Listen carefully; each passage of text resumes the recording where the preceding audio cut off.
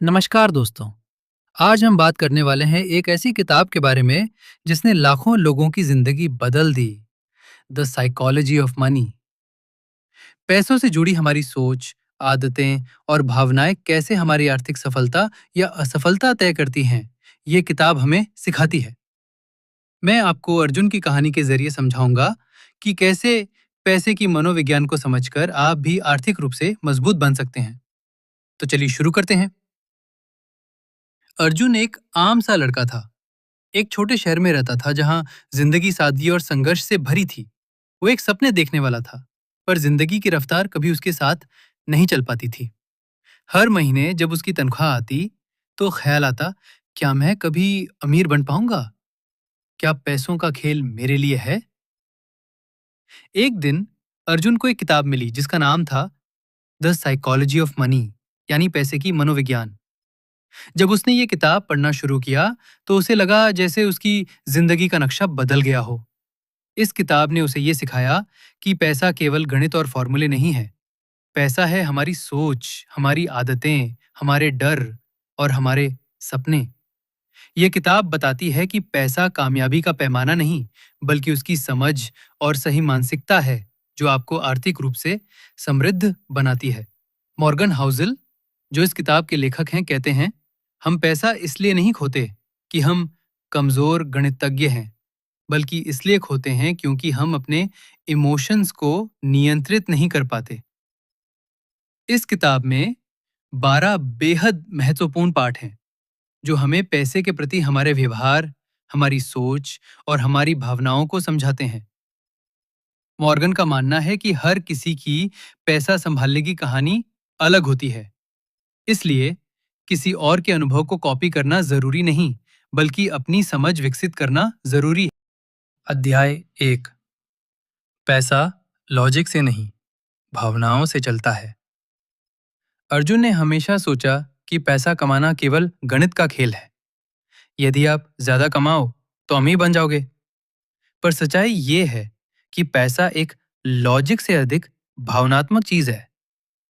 जब अर्जुन ने अपनी पहली सैलरी पाई, तो उसने एक नया मोबाइल फोन खरीद लिया। एक ऐसा फोन जो उसकी जरूरत से बहुत महंगा था, दोस्तों के सामने खुद को खास दिखाने के लिए।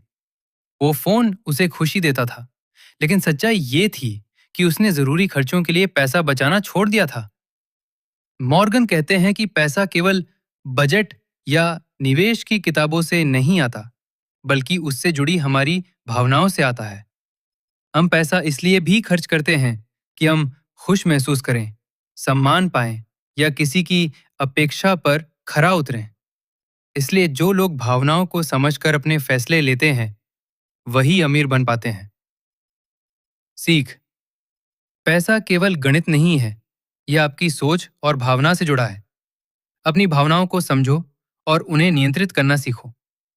दिखावे के लिए खर्च करने से बचो, क्योंकि ये कभी स्थायी खुशी नहीं देता। अध्याय 2। धैर्य और समय का खेल, कंपाउंडिंग। पैसे के मामले में धैर्य सबसे बड़ा हथियार होता है। अर्जुन ने वॉरेन बफेट का इंटरव्यू देखा। वो जान गया कि बफेट ने अपनी अधिकांश दौलत 50 साल की उम्र के बाद बनाई। उसने सोचा, तो असली दौलत एक रात में नहीं बनती, बल्कि समय के साथ बनती है। ये सोच उसे कंपाउंडिंग की शक्ति समझने में मदद मिली। कंपाउंडिंग का मतलब है अपने पैसे से पैसा कमाना और फिर उस कमाए हुए पैसे से फिर से पैसा कमाना। ये एक जादू की तरह काम करता है, लेकिन इसके लिए समय चाहिए होता है। अर्जुन ने अपने पैसे को सही जगह निवेश करना शुरू किया और हर महीने थोड़ा थोड़ा जमा करना शुरू किया। वो जानता था कि धैर्य ही उसकी सबसे बड़ी पूंजी है। सीख। पैसा एक लंबा खेल है, जल्दबाजी में नुकसान होता है। कंपाउंडिंग आपकी सबसे बड़ी ताकत है। इसे समझो और इसका सही इस्तेमाल करो। निवेश छोटे छोटे हिस्सों में करो। अध्याय 3। हर कोई अपने अनुभव से सीखता है। हाँ, हर इंसान की पैसों के प्रति सोच और व्यवहार उसके अपने अनुभवों से जुड़ा होता है। अर्जुन के चाचा अपने पैसे बैंक में एफडी में रखते थे, जो बिल्कुल सुरक्षित होता है। वहीं अर्जुन का दोस्त क्रिप्टो करेंसी में बहुत पैसा लगा रहा था। दोनों एक दूसरे को समझ नहीं पाते थे।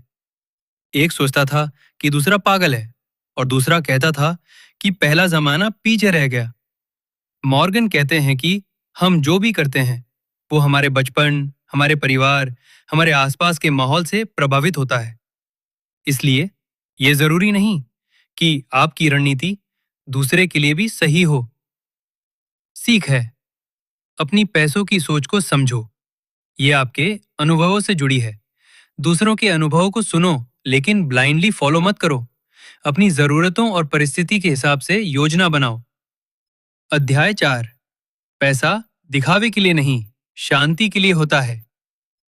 दौलत का असली मकसद शांति और आराम पाना है, न कि दिखावा।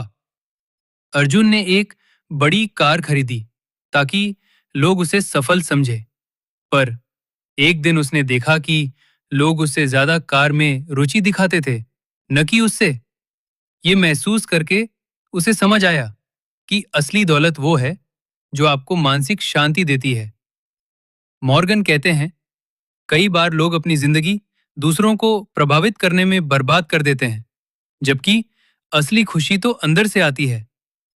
सीख है, पैसा दिखावे के लिए नहीं, शांति और स्वतंत्रता के लिए होना चाहिए। अपने खर्चों को अपनी खुशी और जरूरत के हिसाब से सेट करो। दूसरों की अपेक्षाओं के लिए अपनी वित्तीय योजनाएं मत बनाओ। ये पहला भाग अर्जुन की शुरुआत की कहानी है, जो हमें पैसे के मनोविज्ञान की बुनियाद समझाता है। पैसा केवल संख्या या गणित नहीं है, बल्कि वो भावना और सोच का खेल है। धैर्य और समय के साथ सही निवेश आपकी सबसे बड़ी ताकत है। हर किसी की पैसों की सोच अलग होती है, इसलिए खुद को समझना जरूरी है।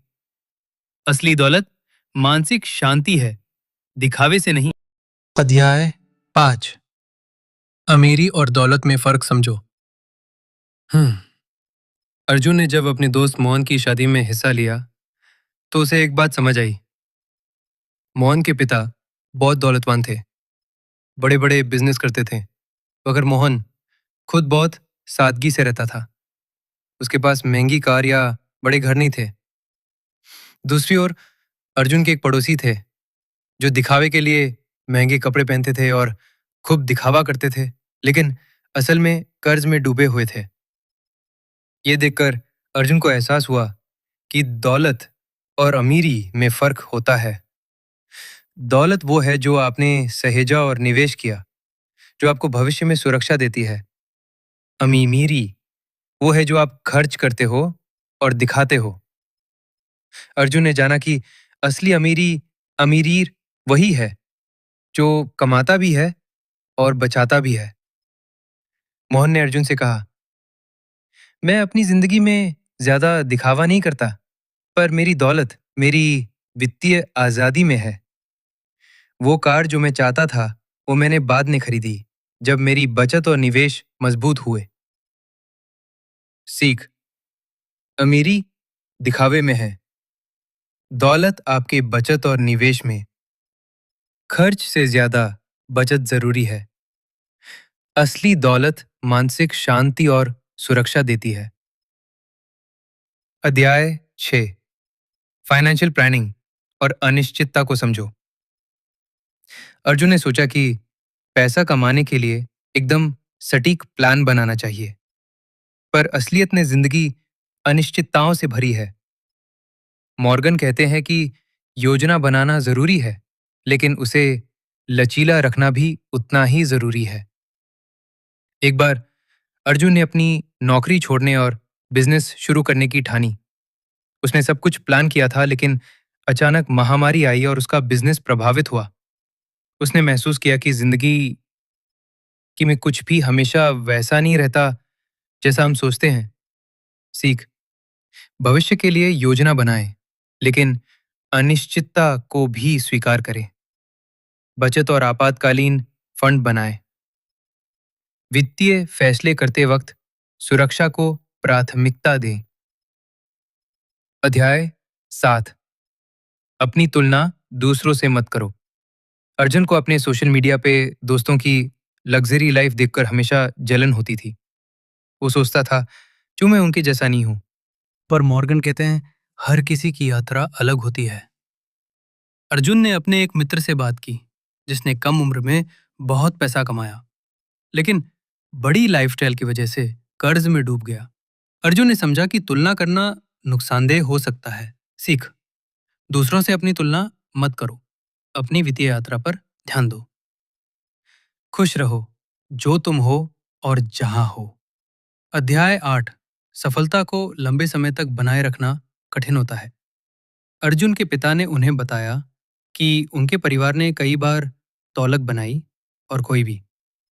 मॉर्गन बताते हैं कि पैसा बनाना एक बात है, उसे बनाए रखना और उसे बढ़ाते रहना उससे भी मुश्किल। पिता ने अर्जुन को कहा, हमारे पूर्वजों ने सोना जमा किया था, पर बर्बाद भी किया। दौलत को संभालना धीरज और समझदारी मांगता है। सीख, दौलत बनाना जितना मुश्किल है, उसे बचाना उतना ही जरूरी है। निवेश को लगातार सुधारो और अपडेट करो। जल्दबाजी और लालच से बचो। अर्जुन ने अब पैसों के प्रति अपनी सोच में बड़ा बदलाव देखा। दौलत और अमीरी के बीच फर्क समझा। अनिश्चितताओं के लिए तैयार रहना सीखा। दूसरों की तुलना से दूर रहने का महत्व जाना। दौलत को बनाए रखने की कला समझी। अध्याय 9। पैसा और भाग्य का खेल। अर्जुन ने जाना कि पैसा कमाने में मेहनत जरूरी है, लेकिन भाग्य, लक भी बहुत बड़ा रोल निभाता है। अर्जुन के एक दोस्त रोहित ने बिना ज्यादा मेहनत के निवेश में अच्छा रिटर्न पाया, जबकि अर्जुन को काफी मेहनत करनी पड़ी। मॉर्गन कहते हैं कि जीवन में कुछ चीजें हमारी नियंत्रण में नहीं होती, और पैसे के मामले में भी ऐसा होता है। सीख, भाग्य की भूमिका को नजरअंदाज मत करो।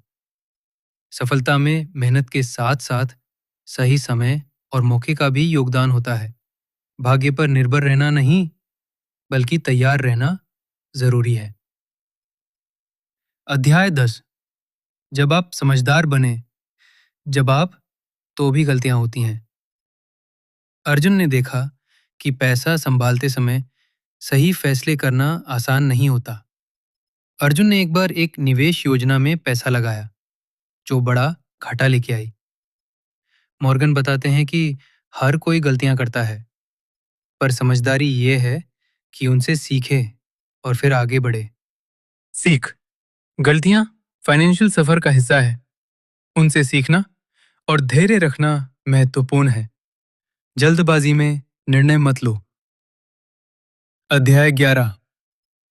पैसा केवल कमाई का साधन नहीं, बल्कि जीवन का हिस्सा है। अर्जुन ने सीखा कि पैसा हमारी जिंदगी का एक हिस्सा है, पूरी जिंदगी नहीं। कहानी, अर्जुन ने अपने परिवार के साथ वक्त बिताना शुरू किया, यात्रा की और अपने शौक पूरे किए। मॉर्गन कहते हैं कि पैसा होना जरूरी है, लेकिन इसे जिंदगी की खुशी का अकेला आधार न बनाओ। सीख, पैसा खुशियों का जरिया है, मकसद नहीं। जिंदगी के अन्य पहलुओं पे भी ध्यान दे, संतुलन बनाए रखें। 11-12। अध्याय 12। अपनी जिंदगी के लिए फाइनेंशियल नियम खुद बनाओ। अर्जुन ने अब अपनी परिस्थितियों, जरूरतों और सपनों के हिसाब से फाइनेंशियल नियम बनाए।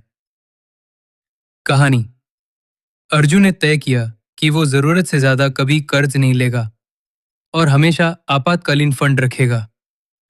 मॉर्गन कहते हैं कि हर किसी की आर्थिक जिंदगी अलग होती है, इसलिए कोई एक फॉर्मूला सबके लिए सही नहीं। सीख, अपने लिए सही वित्तीय नियम बनाएं, समझदारी से फैसले लें, लगातार सीखते रहें। समापन और निष्कर्ष। अर्जुन की कहानी हमें ये सिखाती है कि पैसा सिर्फ संख्या नहीं, बल्कि हमारी सोच, भावनाएं, आदतें और जीवन की प्राथमिकताएं हैं। पैसा भावनाओं से जुड़ा है, सिर्फ लॉजिक से नहीं। धैर्य और समय की शक्ति सबसे बड़ी होती है। हर किसी की आर्थिक यात्रा अलग होती है। दौलत दिखावे के लिए नहीं, शांति और स्वतंत्रता के लिए होती है। अनिश्चितताओं को समझो और लचीले बने रहो। दूसरों से तुलना बंद करो और अपने नियम बनाओ। भाग्य का भी अपना योगदान होता है, लेकिन मेहनत जरूरी है। गलतियों से सीखो और आगे बढ़ो। पैसा जिंदगी का हिस्सा है, मकसद नहीं। अंतिम संदेश। द साइकोलॉजी ऑफ मनी हमें सिखाता है कि पैसे के पीछे भागने से बेहतर है पैसों की सही समझ और उसके साथ समझदारी से जीवन जीना। अर्जुन की तरह अगर हम अपने वित्तीय फैसलों में धैर्य, समझदारी और आत्मज्ञान लाएं, तो दौलत हमारे लिए एक साधन बनेगी